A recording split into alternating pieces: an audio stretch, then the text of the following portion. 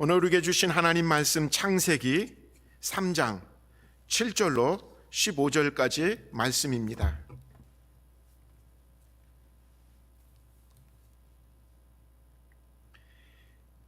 이에 그들이 눈이 밝아져 자신들이 벗은 줄을 알고 무화과나무 잎을 엮어 치마로 삼았더라. 그들이 그날 바람이 불 때 동산에 거니시는 여호와 하나님의 소리를 듣고 아담과 그의 아내가 여호와 하나님의 낯을 피하여 동산 나무 사이에 숨은지라. 여호와 하나님이 아담을 부르시며 그에게 이르시되 내가 어디 있느냐? 이르되 내가 동산에서 하나님의 소리를 듣고 내가 벗었으므로 두려워하여 숨었나이다. 이르시되 누가 너의 벗었음을 내게 알렸느냐? 내가 내게 먹지 말라 명한 그 나무 열매를 내가 먹었느냐? 아담이 이르되 하나님이 주셔서 나와 함께 있게 하신 여자 그가 그 나무 열매를 내게 주므로 내가 먹었나이다.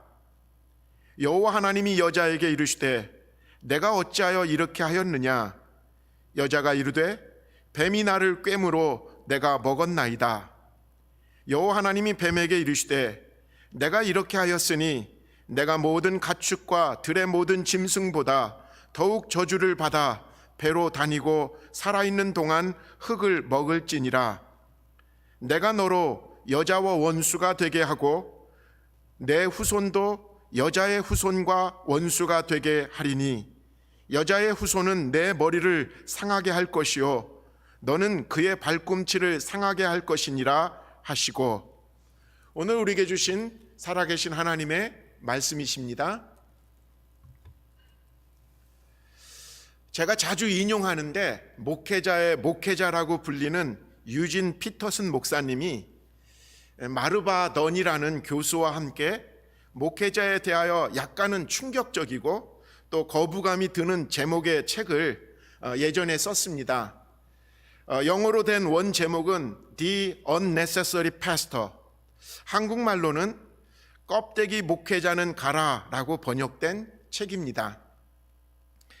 이 책이 도전적인 이유는 유진 피터슨 목사가 이 껍데기 목회자는 가라라고 지적한 이 목회자가 한국 교회 기준이 아니라 하여간 세상의 기준, 교회가 가지고 있는 기준으로 보면 아주 유능하고 또 열심히 있는 목회자이기 때문입니다. 교회를 열심히 돌보고 설교도 열심히 준비하고 상담과 신방도 열심히 하고 성경도 잘 가르치는 목회자. 아니 도대체 이러면 됐지 왜 이런 목회자를 껍데기 목회자라고 불렀을까? 유진 피터슨 목사님은 그 이유를 이렇게 말합니다. 그것은 예수님이 하실 일을 목사가 대신하기 때문이다 라고 그 이유를 대고 있습니다. 교인들이 예수님을 바라보고 예수님을 제대로 믿고 예수님께 순종하는 삶을 살도록 훈련시키지 않고 목사 자신만, 목사에게 어떻게 보면 그 제한된 그런 목사를 바라보는 신앙생활을 하게 만드는 것, 이것이 유진 피터슨 목사가 그런 목사님들은, 그런 목회자들은 결국은 예수님의 자리를 목사가 대신 차지하게 된다라고 말하기 때문에 이게 바로 예수님 입장에서 이게 껍데기 목사다라고 말하는 것이죠. 유진 피터슨 목사는 목회자의 이런 행태라고 하긴 좀 그렇고 이런 자세를 목회자가 가지고 있는 메시아 컴플렉스라는 그런 용어로 설명하고 있습니다. 목회자는 전형적인 메시아 컴플렉스를 가지고 있다. 목회자들은 왜 자신이 교인들에게 일어나는 일들의 해결사로 없어서는 안 될 존재라고 생각할까? 결국 이러한 심각한 컴플렉스는 낙심과 좌절과 번아웃으로 이어지게 될 뿐이다. 그는 이 책에서 평신도를 향해서도, 그러니까 다는 아니겠지만 요즘 좀 변질된 평신도 리더십을 향해서도 신랄하게 지적하고 있습니다. 교회를 이끌 목회자를 찾을 때 진정한 목회자가 누구인지를 찾지 않고 적당하게 자신들의 비위를 맞춰줄 경영자나 관리자인 목회자를 찾기 때문이라고. 마치 기업들이 어려움에 처하면 그 어려운 환경을 극복하기 위해서 외부에서 전문 경영인을 영입해 와서 기업의 어려움을 극복해 나가려는 것과 같은 생각에서 그런 목회자들을 자꾸 찾기 때문이라는 것이죠. 오늘날 교회들도 목회자를 청빙할 때 교회의 골치 아프고 크고 작은 현실 문제를 목회자가 대신 해결해 주기를 원하는 것은 당연한 일이겠죠. 그렇게 함으로 놓치고 있는 게 뭐냐면 자신들이 직접 예수를 따라가야 하는 그 귀찮음을 목회자가 대신 해결해 주기를 기대하고 또 떠넘기게 된다라는 것입니다. 이 책의 원래의 제목인 The Unnecessary Pastor는 사실 불필요한 목회자거든요. 근데 한국말 이 껍데기 목회자라는 개념하고 사실은 정반대의 말을 한국말로 좀 번역한 의도가 무엇일까 좀 생각을 해봤어요. 유진 피터슨 목사님이 목회자들에게 The Unnecessary Pastor가 되라고 하셨거든요. 되라고. 사실은 그러니까 껍데기 목회자 물러가라 이게 아니라 여러분들은 정말 목회자가 이 교회에 있는지 없는지 모를 정도의 그런 목회자가 되라는 뜻이었거든요. 유진 피터슨은 목회자는 자신의 무능함과 부족함을 성도들이 알도록 마음을 열어 놓아야 한다. 그렇게 함으로 목사도 교인들도 예수님만 바라보게 될 것이기 때문이다. 목회자들이 자신의 무익함을 깨달으면 그때야 비로소 정말 필요한 일을 자유롭게 감당할 수 있게 된다. 제가 정말 시간이 가면 갈수록 이 말씀에, 이 권면에 정말 동감하게 됩니다. 정말 이 시대에 필요한 목회자는 자신의 삶 속에서 주님 대신 주 예수 그리스도를 따라가며 교인들에게도 목사 자신이 아니라 예수님을 바라보게 만들어주는 목회자가 필요하다라는 거죠. 저의 목회가 바로 이런 목회이기를 다짐하고 또 다짐해 봅니다. 가능하면 목사 혼자 북치고 장구치고 알아서 다 하는 그런 목회가 아니라 평신도 리더십과 함께 그들을 진정한 동역자로 삼아 성도들이 직접 예수를 만나고 예수의 마음을 품고 세상에 예수를 전하는 제자의 삶을 하도록 그걸 돕기만 하는 역할이 바로 목사이기를 다짐하고 또 다짐해 봅니다. 참 저는 그런 의미에서 요즘 참 감사해요. 제가 너무 많이 부족하다라는 사실을 알고 또 깨닫게 되기 때문에 그런 거죠.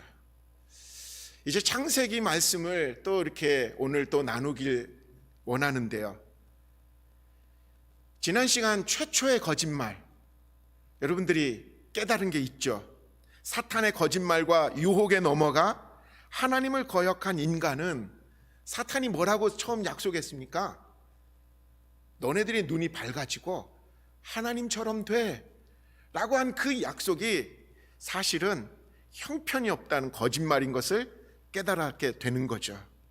그 사탄의 약속과는 달리 하나님과 같아지기는커녕 결국 인간은 깊은 좌절과 절망에 빠지게 됩니다. 하나님께 불순종하고 반역한 아담과 그의 아내는 하나님이 자기들을 완전히 버릴 것으로 이제 생각할 수밖에 없게 되는 거죠. 왜냐하면 두렵고 또 떨리고 그리고 무서운 것이 그들의 삶으로 확 들어오게 되었기 때문에 그런 것이죠. 이제 하나님의 말씀처럼 자기네들은 이제 죽었구나 라고 생각하게 되니까 그들은 절망 속에 살아가게 되는 그런 처지가 됐다라는 거죠.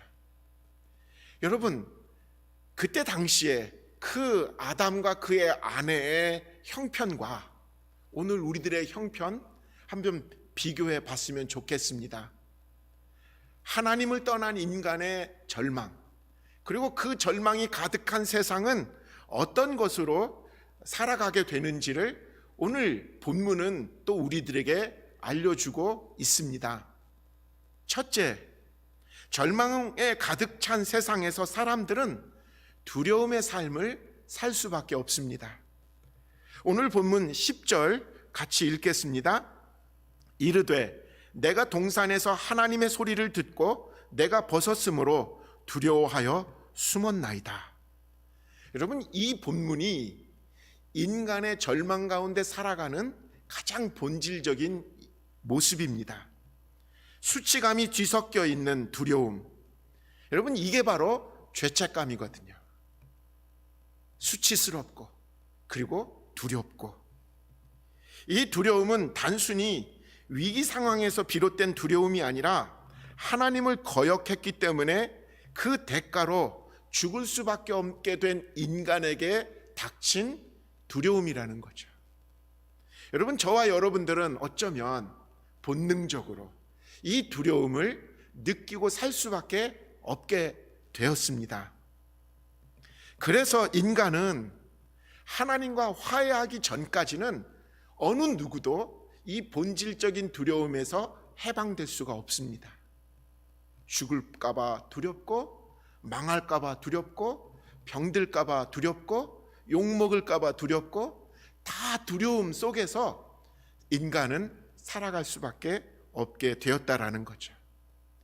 이것이 절망이 가득한 세상에서 인간이 살아가고 있는 현 주소인 거죠. 두 번째로는 도피라는 거예요.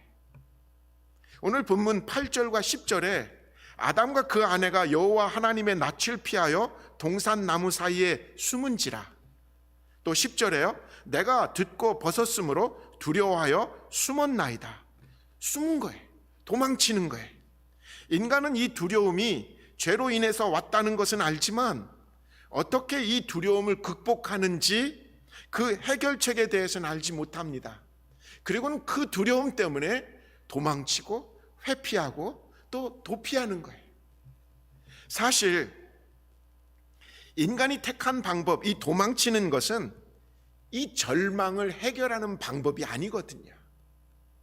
힘들더라도 사실은 이 문제 앞에 나서야 되고, 그리고 그것을 맞닥뜨리며 문제가 무엇인지를 발견해야 되는데, 사람들은 이 문제에 맞서지 못하고 자꾸 도망치고 회피해서 우리의 절망을 더 깊게 만든다는 거예요.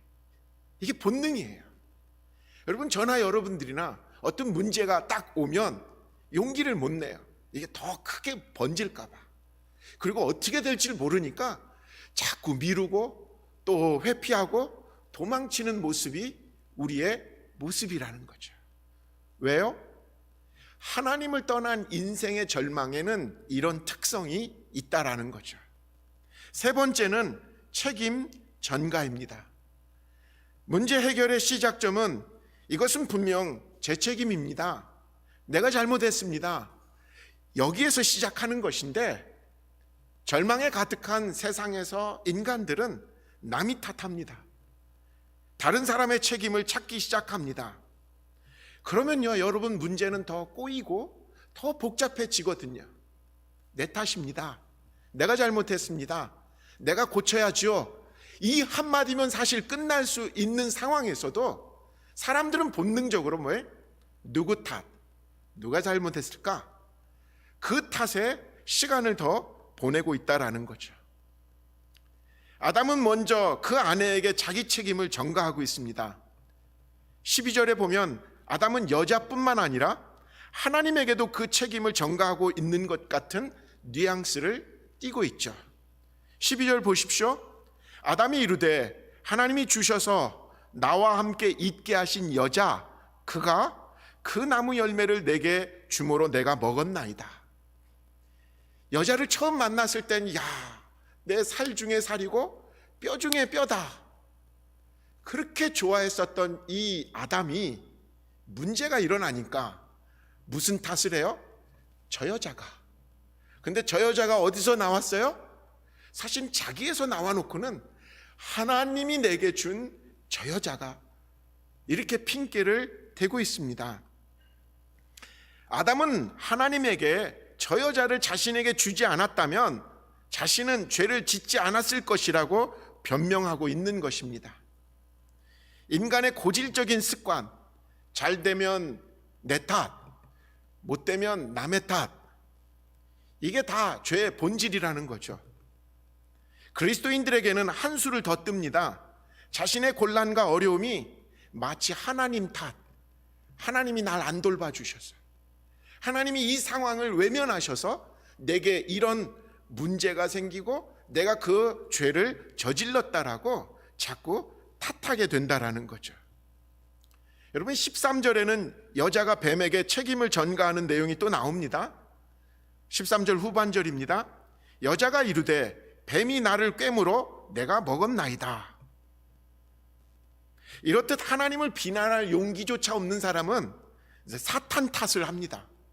이 탓이 어디까지 가는지, 사실 사탄은 인간이 동조하지 않는 한은 인간을 절대로 타락시킬 수 없는 존재입니다.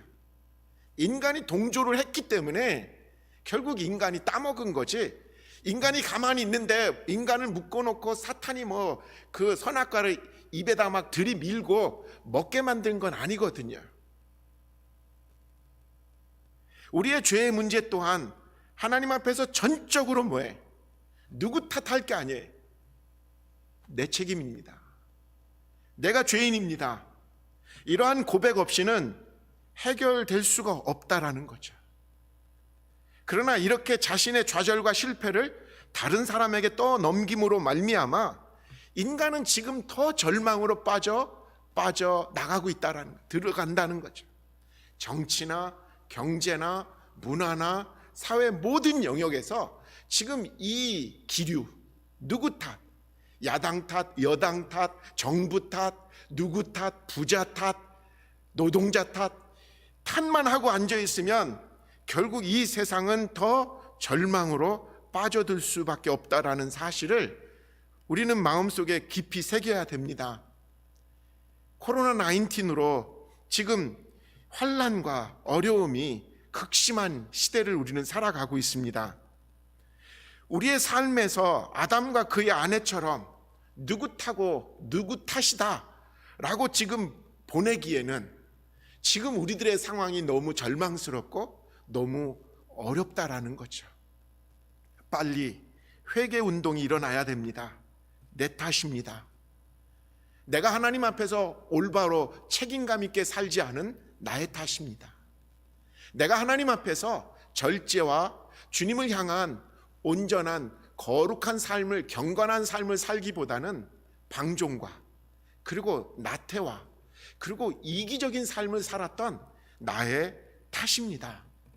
이런 회개 운동이 이 시대 우리가 극복해야 될 과제 중에 하나라고 생각이 되는 거예요. 여러분, 이런 상황이 지금 우리가 처해 있는 절망의 세상이라는 것입니다.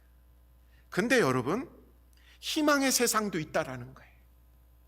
창세기 3장은 죄로 인해서 두려움과 도피와 책임 전가로 더 절망에 빠지는 것으로 끝나지 않았다라는 거예요. 여러분, 많은 이 땅의 종교 철학은 어떤 경우에서는 인간의 이 절망, 이 흔적, 이것을 붙잡고 무라고 말합니다. 허무하다, 헛되다, 소용없어. 인간은 아무리 가르쳐도 소용없고 인간은 안 변하고 그냥 태어난 대로 그렇게 살다가 죽는 게 인간이야. 그러니 인생은 고해일 수밖에 없지. 이렇게 하고 인생을 결론을 내는 철학과 종교가 많습니다. 인간은 어쩔 수 없다라는 거죠. 정해진 운명, 팔자라는 것이죠. 그리고는 체념합니다. 근데 성경 오늘 본문 잘 읽어보면 절망이 아니라 희망의 말씀으로 마무리를 짓고 있다라는 거예요. 이게 우리의 소망이라는 거죠. 이 희망은 인간에게서 시작된 게 아니라 감사하게도 하나님의 행동으로 시작되어 갑니다. 하나님은 죄로 인해 절망하고 무너진 인간에게, 두려워하고 그리고 숨은 인간에게 찾아오십니다. 죄 지은 인간을 찾아오시는 하나님, 좌절과 절망에 빠져 있는 인간에게 새로운 희망을 주시는 하나님. 오늘 본문 9절에 여호와 하나님이 아담을 부르시며 그에게 이르시되 내가 어디 있느냐. 사실 인간은 먼저 하나님을 찾았어야 돼요. 절망과 또 죄 가운데에서 하나님, 제가 죄를 저질렀어요. 하나님 절 도와주세요 하고 먼저 찾아야 되는 게 사실 입장 아니에요? 근데 인간의 그 알량한 자존심은 절망 가운데에서도 침묵하고 숨고 도망치고 있었습니다. 그러나 하나님은 인간을 사랑하시고 불쌍히 여기시며 하나님의 그 자비를 베푸셨다라는 거예요. 그래서 하나님은 눈 감지 않으시고 부르시고 찾아 만나 주신 거라는 거죠. 여러분, 이 부분이 바로 우리에게 희망이 되는 포인트라는 거예요. 인간의 이 희망이 바로 복음의 시작점이라는 거죠. 하나님은 죄를 지어 절망 가운데 멸망할 수밖에 없는 인류를 찾아오셨다라는 거예요. 그리고 그 인류에게 놀라운 약속을 해주십니다. 오늘 본문 15절은 신학자들에 의해서 최초의 복음이다, 원시 복음이다 라고 규정된 구절입니다. 15절 전반절입니다. 내가 너로 여자와 원수가 되게 하고 내 후손도 여자의 후손과 원수가 되게 하리니 여자의 후손은 내 머리를 상하게 할 것이라. 여기서 표현하는 여자의 후손은 바로 예수 그리스도를 가리킵니다. 여자의 후손이 뱀의 머리를 상하게 한다라는 말씀은 그리스도가 사탄의 머리를 짓밟아 그의 권세를 깨뜨리시겠다라는 약속의 말씀입니다. 하나님은 죄를 지어 죽을 수밖에 없는 인간을 구원하시기 위해서 메시아, 그게 히브리 말로 메시아인데 히라버로는 그게, 헬라어로는 그게 그리스도거든요. 그 그리스도를 이 땅에 보내십니다. 그분은 바로 희망의 주인 되시는 소망의 주 예수 그리스도이시죠. 그분은 십자가에서 죽기까지 순종하심으로 사단의 지배에 인간이 눌려버린 그것을 사단을 깨뜨리니까 인간이 해방된 것이고, 인간에게 하나님의 사랑이 무엇인지를 예수 그리스도를 통해서 확증시켜 주심으로 하나님의 진정한 용서, 그를 통한 인간의 진정한 자유, 그를 통해서 우리에게 주어지는 영원한 생명, 이것을 우리가 누리게 된 것이라는 거죠. 믿음은 바로 하나님이 행하신 이 위대한 일을 받아들이는 게 믿음이라는 거예요. 여러분, 뱀에게 또 사람의 후손, 여자의 후손에게 어떤 타격을 가할 수 있을 것이다라고 또 말씀하신 것도 우리는 기억해 놔야 됩니다. 15절 후반절입니다. 너는 그의 발꿈치를 상하게 할 것이니라 하시고, 이게 뱀에게 준 말이거든요. 사단도 그리스도에게 해를 끼치게 한다라는 거죠. 발꿈치를 상하게 한다. 근데 여러분, 머리와 발꿈치는 좀 구분된 거예요. 머리는, 헤드는 이 몸의 전부를 의미하는 건데, 발꿈치는 하나의 일부분. 사단도 그리스도를 공격하는데 그 일부분을 공격한다라는 거죠.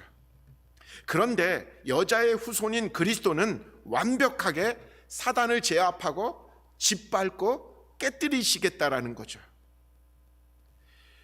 여기서 말하는 발꿈치를 상하게 한다라는 것은 실제로 십자가 사건을 통해서 드러납니다.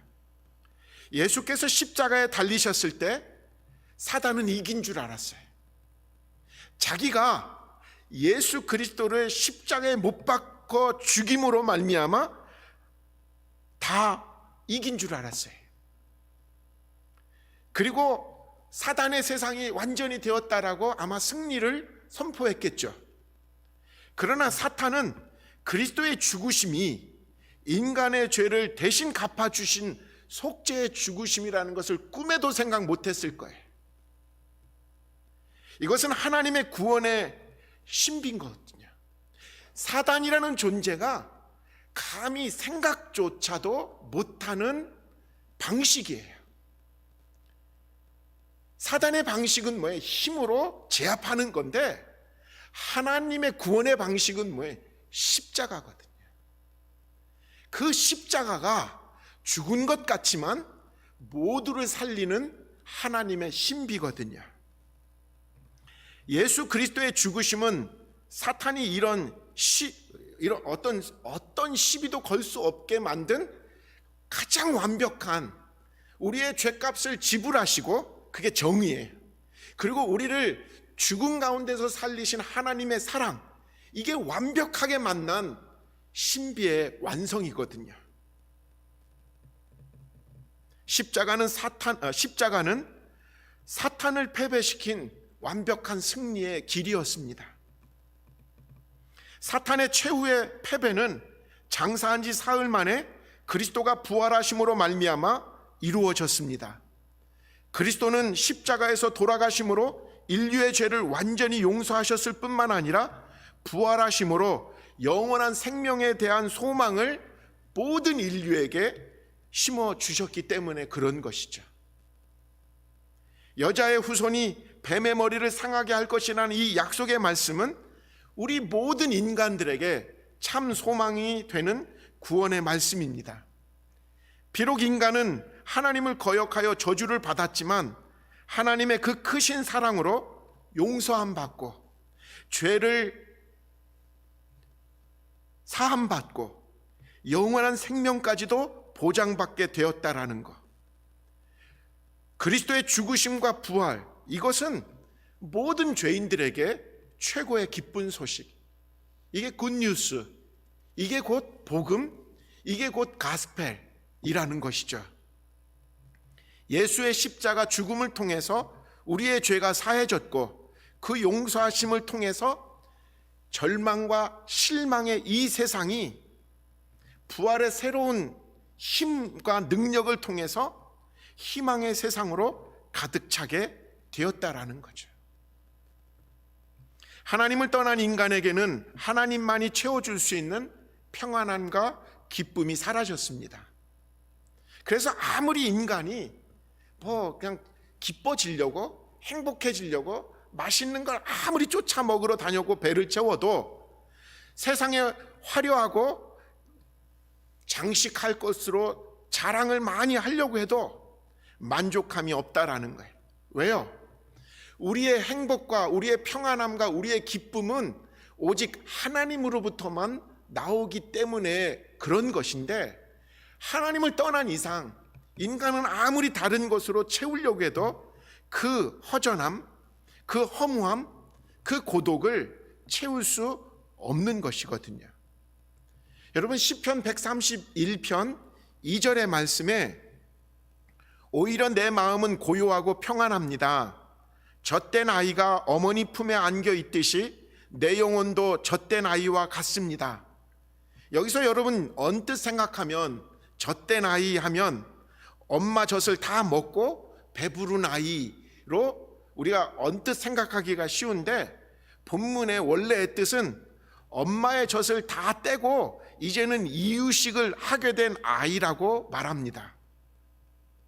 갓난아이, 가테나의 아이는 엄마와의 관계에 상관없이 배고프면 무조건 울게 돼 있는 게 본능이거든요. 어린이 심리학자가 그 이유를 그렇게 말한대요. 아이가 배고프면 본능적으로 그렇게 두려움이 생긴대요. 이것들이 나를 굶겨 죽이려나 보다. 그렇게 해서 막 앙앙 운다는 거예요.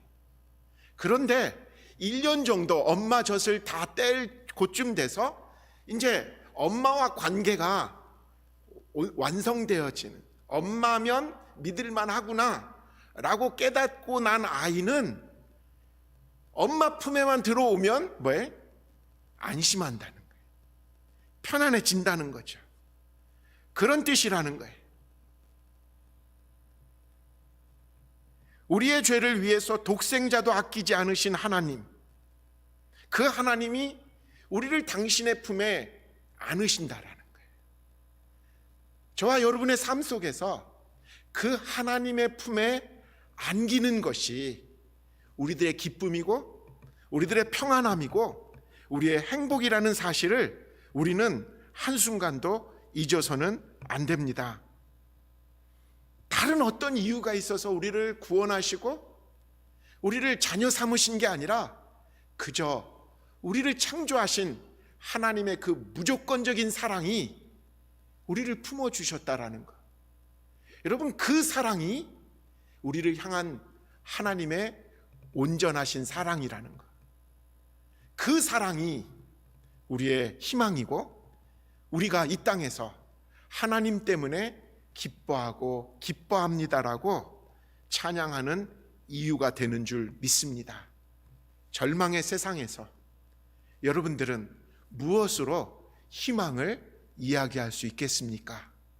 오직 예수 그리스도, 그분에게 드러난 하나님의 완전한 사랑, 그것이 우리의 소망이고 우리의 희망인 줄 믿습니다. 기도합니다.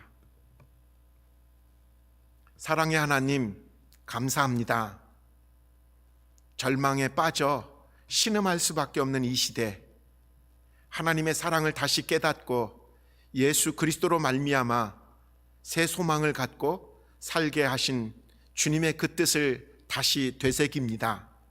주님, 예수밖에 없음을 선포할 수 있게 하여 주옵시고 그 예수로 캄캄해진 이 세상에 환한 빛을 비추어 내게 우리를 이끌게 하여 주옵소서. 감사합니다. 우리 주님 예수의 이름으로 간절히 기도합니다. 아멘.